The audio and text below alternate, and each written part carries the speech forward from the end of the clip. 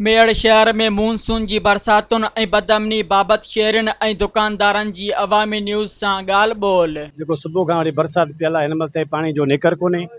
निकरल आहे असांजो रोज़गार जेको आहे उहो मुरागी मिसाल आहे ई कोन। नुमाइंदनि खे असां एतिरो चई था सघूं त मेड़ जो नालो आहे मशहूरु नालो आहे मेहंदी सां माए सां। मेन चौंक आहे, हिन चौंक खे त तव्हां सिंगारियो, ॿियनि हर कमनि में त पंहिंजा पेट भरिया अथव। हे चौंक आहे, सिर्फ़ु उहा सभिनी जी इज़त आहे, सिर्फ़ु असांजी मेड़ वासी जेके आहिनि सभिनी जी इज़त आहे। हिन जो पाणी वधि में वधि निकरल आहे जेको आहे उहो त असांखे कढी ॾियो। जॾहिं बरसात थी पए त असां लाइ त आज़ार आहे। ॿ टे ॾींहं पाणी कढण लाइ को तयारु कोन।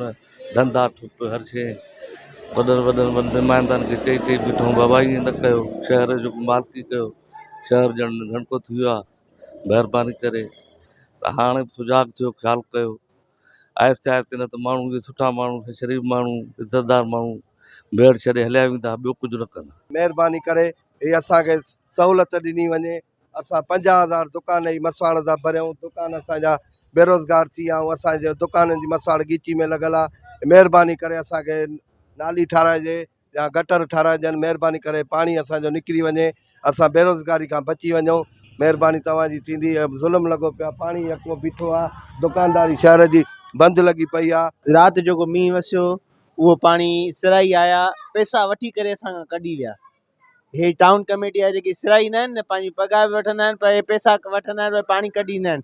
पैसा न ॾींदासीं, पाणी न कढी। हाणे इहो सुभाणे ताईं पाणी हिते बीठो हूंदो, सॼो ॾींहुं असांजा धंधा ख़तमु थी विया आहिनि। मेड़ शहर रोड जेको आहे गिटी जेकी आहे उहा तव्हां ॾिसो था पिया, दरिया जो ॾेक पई थी ॾे।